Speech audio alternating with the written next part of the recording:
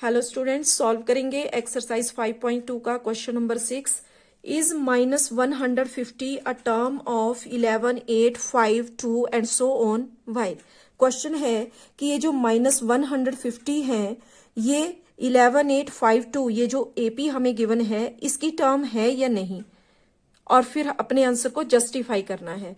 तो यहाँ जो हमें गिवन है वो हम लिख लेते हैं। गिवन है यहाँ पर एपी 11, 8, 5, 2 एंड सो ऑन। तो यहां किसी भी एपी को सॉल्व करने के लिए हमें दो पॉइंट पता होने चाहिए। एक तो हमें A1 पता होना चाहिए जो कि यहां दिया गया है 11, और दूसरा हमें कॉमन डिफरेंस पता होना चाहिए। तो यहां A1 दिया गया है 11, A2 है 8, A3 है 5 और A4 दिया गया है 2। तो यहां से कॉमन डिफरेंस हम फाइंड करेंगे क्योंकि A1 तो हमें क्वेश्चन में गिवन है। तो कॉमन डिफरेंस यानी कि D फाइंड करने के लिए हम करेंगे A2 माइनस A1। तो A2 यहां पर 8 माइनस A1 यहां दिया गया है 11, तो ये हो जाएगा -3। अब इसी तरह अगर हम A3 माइनस A2 करते हैं तो A3 के लिए दिया गया है 5 माइनस A2 -8, तो ये हो जाएगा यहाँ पर 5 माइनस 8 इज इक्वल टू -3, यानी कि D इज इक्वल टू -3 हमने फाइंड कर लिया। अब हमें चेक करना है कि ये -150 जो है ये इस एपी की टर्म है या नहीं। तो उसके लिए यहाँ पर हम फॉर्मूला यूज करेंगे जो कि हमें लर्न होना चाहिए। Using an is equal to a plus bracket में n-1 इंटू d। अब यहां -150 इस एपी की टर्म है ये हम मानकर चलेंगे। तो उसके लिए an की वैल्यू में हम लिख सकते हैं यहां 150 और यहां n हम फाइंड करेंगे। तो a के लिए यहां आ जाएगा 11 प्लस n हमें फाइंड करना है इसलिए as it is into d के लिए यहां वैल्यू है -3। तो अब इस इक्वेशन को हम सॉल्व करेंगे तो उसके लिए यहां -150 एज इट इज आ गया। अब 11 LHS में शिफ्ट करना है तो इसका साइन चेंज हो जाएगा। -11 इज इक्वल टू यहां बच गया RHS में n-1 इंटू -3। अब यहां पर -50 और -11 ये टोटल माइनस का हो गया 161 इज इक्वल टू RHS में रह जाएगा n-1 और ये जो मल्टीप्लाई में -3 है ये आ जाएगा इक्वेशन के दूसरी तरफ डिवाइड में और -3 यहां माइनस से माइनस कैंसिल हो गया।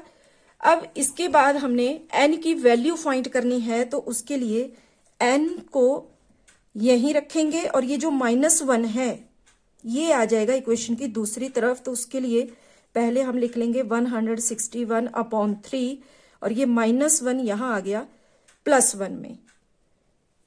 अब यहां /1 लगा लेते हैं और इसको सॉल्व करने के लिए हमें लेना है एलसीएम। तो एलसीएम लेके 3 और 1 का एलसीएम आ गया 3।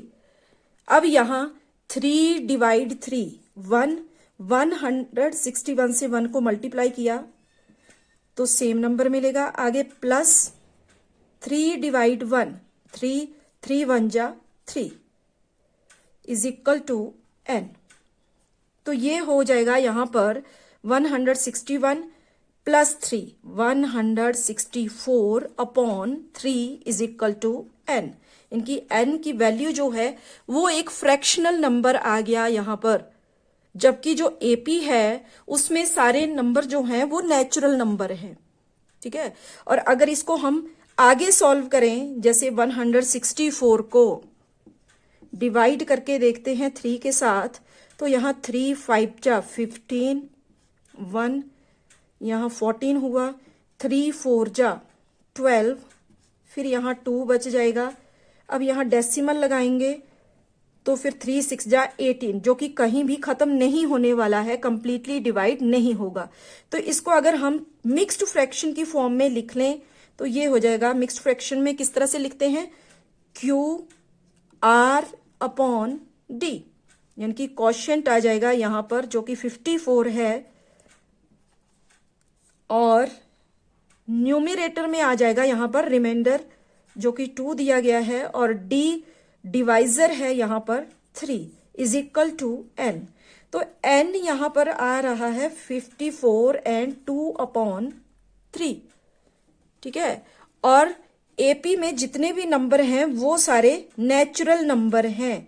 तो इसका मतलब ये हुआ कि ये जो n की वैल्यू हमें मिली, ये नंबर एक नेचुरल नंबर नहीं है। देयरफॉर यहां हम जस्टिफिकेशन के लिए, क्योंकि क्वेश्चन में बोला है कि अगर ये टर्म इस एपी की नहीं है तो बताओ क्यों नहीं है, अपने आंसर को जस्टिफाई करना है।